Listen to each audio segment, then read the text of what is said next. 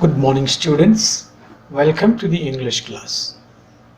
Today we shall study the lesson from the Diary of Anne Frank. From the Diary of Anne Frank is an excerpt from the Diary of a Young Girl, the autobiography of Anne Frank, which was published in 1947. Anne Frank expresses her thoughts in a diary that was gifted to her by her grandmother on her 13th birthday. The diary was named Kitty by her, and she considered it as her only real friend. In the diary, she spoke about her childhood, her family, and a lot of other things, which she never shared with anyone else. Now let's listen to the line-by-line explanation of the lesson. Anne Frank says, "Writing in a diary is a really strange experience for someone like me. Not only because I have never written anything before, but also because it seems to me that later on neither I nor anyone else will be interested in the musings of a 13-year-old schoolgirl." Musings means thoughts. What she said was, writing was an unusual experience for her, a strange experience for her, as she had not written anything before. She felt so because later on no one, including herself, would be interested in the thoughts of a 13-year-old schoolgirl. Oh, well, it doesn't matter. What she meant was that it did not matter to her whether somebody read what she had written in her diary or not. She says, "I feel like writing and I have an even greater need to get all kinds of things off my chest." She put those thoughts away and she committed herself to write as she wanted to get rid of a lot of thoughts from her mind. She wanted to pour down all the pent-up thoughts and feelings in the diary. In the next paragraph, Anne Frank says, "Paper has more patience than people." I thought of this saying on one of those days when I was feeling a little depressed and was sitting at home with my chin in my hands, bored and listless, wondering whether to stay in or go out. I finally stayed where I was, brooding. Listless means without energy. Brooding means thinking. She said, one day while feeling depressed, she thought of the saying, "Paper has more patience than people," which means that paper could absorb a lot of her thoughts without ever getting tired, unlike human beings. She was actually sitting at home, bored and listless. She did not know whether to stay inside the house or go out, but she decided to stay in the house. But when she decided to stay in the house, she began to think and came to the conclusion that paper did have more patience. That's why she said, yes, paper does have more patience. And since I am not planning to let anyone else read this stiff-backed notebook grandly referred to as a diary, unless I should ever find a real friend, it probably won't make a bit of difference. Now I am back to the point that prompted me to keep a diary in the first place. I don't have a friend. What she intended to say was that unless she found a real friend, she was not planning to let anyone else read what she wrote in her diary. So it would not make any difference. She had decided to write a diary because she did not have a real friend in whom she could confide her deepest thoughts. In the next paragraph, Anne Frank says, "Let me put it more clearly. Since no one will believe that a 13-year-old girl is completely alone in the world, and I am not. I have loving parents and a 16-year-old sister, and there are about 30 people I can call friends." Anne Frank said nobody would believe her if she said she was all alone in the world. In fact, she had loving parents and a 16-year-old sister. She had about 30 people whom she could call as friends. She also said she had loving aunts and a loving family. But the problem was she had no real friend. And she says, "No, on the surface I seem to have everything except my one true friend. She said she seemed to be having everything that she wanted, but there was something lacking. What was that? That was a true friend. All I think about when I am with friends is having a good time.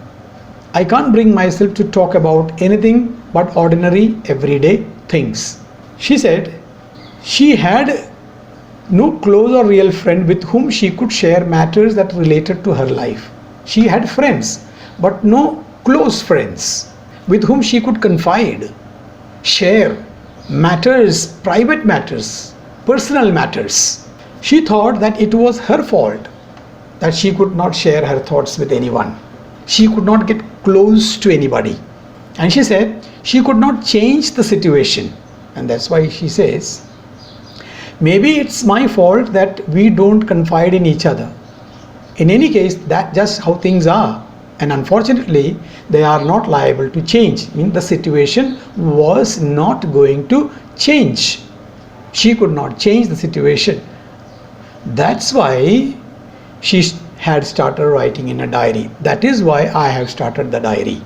Confide means to tell personal things to someone whom you trust. In the next paragraph, she says, to enhance. Enhance means to improve. To enhance the image of this long-awaited friend in my imagination, I don't want to jot down the facts in this diary the way most people would do. But I want the diary to be my friend, and I am going to call this friend Kitty. She did not want to write down just facts in the diary like most people would do, but wanted the diary to be her special friend, and therefore she called this friend Kitty. Since no one would understand a word of my stories to Kitty if I were to plunge right in. Plunge right in means start straight away without any introduction. I would better provide a brief sketch of my life, much as I dislike doing so. She said that nobody would be able to relate to her story written in her diary without any background, without giving an outline of her own life. Therefore, she wanted to begin writing by giving a brief outline of her life, although she disliked doing so. She did not like giving a brief sketch of her own life, but she had to do so that if anybody in future read her story, would be able to relate to her story, understand her story. Anne Frank says, my father, the most adorable father I have ever seen. Adorable means lovable. The most lovable father anybody could have. That's why she's saying here, my father, the most adorable father I have ever seen, didn't marry my mother until he was 36 and she was 25. Her father was the most lovable father one could have. He married her mother when he was 36, then her mother was 25. Margaret was born in Frankfurt in Germany in 1926. I was born on 12 June 1929. I lived in Frankfurt until I was 4. She said her sister Margaret was born in 1926 and she was born on 12 June 1929. Both of them were born in Frankfurt in Germany. I lived in Frankfurt until I was 4. She said she lived in Frankfurt till she was 4 years old. My father emigrated to Holland in 1933. So when she was 4, her father emigrated to Holland. Emigrate means to leave one's own country in order to settle permanently in another country. Emigration. Emigrate means to leave one's own country in order to settle permanently in another country. So her father left Germany and went to Holland to settle down there. Her mother Edith Hollander joined their father in Holland in September. Margaret and Anne were sent to their grandmother in Aachen to stay with her. That's why she says there. My mother Edith Hollander Frank went with him to Holland in September, while Margaret and I were sent to Aachen to stay with our grandmother. Margaret went to Holland in December and I followed in February when I was plunked down on the table as a birthday present for Margaret. She said Margaret went to Holland in December and Anne herself went there in February. Anne Frank reaching Holland was like a birthday present for Margaret. That's why she said that I was plunked down on the table as a birthday present for Margaret. Adorable, the word meaning adorable means lovable.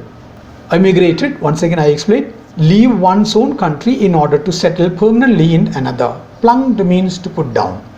In the next paragraph, Anne Frank says, I started right away at the Montessori nursery school.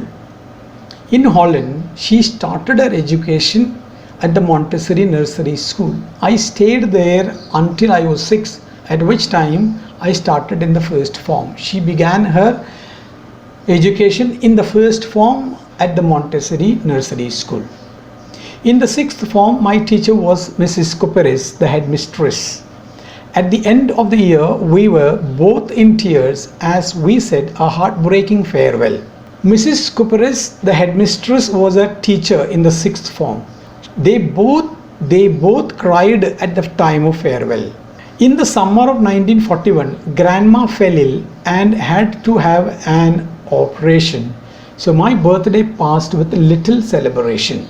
She said, in 1941, her grandmother fell ill, got unwell and had to undergo an operation. She did not celebrate her birthday with great enthusiasm that year. Perhaps she had a muted celebration, or it was a low-key affair, because there wasn't great enthusiasm to celebrate her birthday because her grandmother was ill. Moving on to the next paragraph, Anne Frank says, Grandma died in January 1942. No one knows how often I think of her and still love her. She said her grandmother died in January 1942. Anne had fond memories of her grandmother. No one realized the depth of her love for grandmother. Nobody knew how much she loved her grandmother. She very often thought of her and still loved her. That's why she said in that first line there, Grandma died in January 1942. No one knows how often I think of her and still love her. This birthday celebration in 1942 was intended to make up for the other. Make up for the other means the previous celebration, the muted celebration that she had. In 1941, she could not celebrate her birthday. So the celebration in 1942 was a grand one. And Grandma's candle was lit along with the rest. That year, she celebrated her birthday and Grandma's candle was lit along with the rest of the candles. A candle was lit in memory of the grandmother. The four of us are still doing well. The four means the father, mother, her sister Margaret and Anne Frank herself. They were doing very well. They were a happy family. And that brings me to the present date of 20 June 1942 and the solemn dedication of my diary. Solemn means with deep sincerity. So she said on June 20, 1942, she began writing her diary. It was a sincere dedication to pen down her deepest thoughts, because she did not have any close friend to share her private thoughts with. I hope you liked the video. Thanks for watching.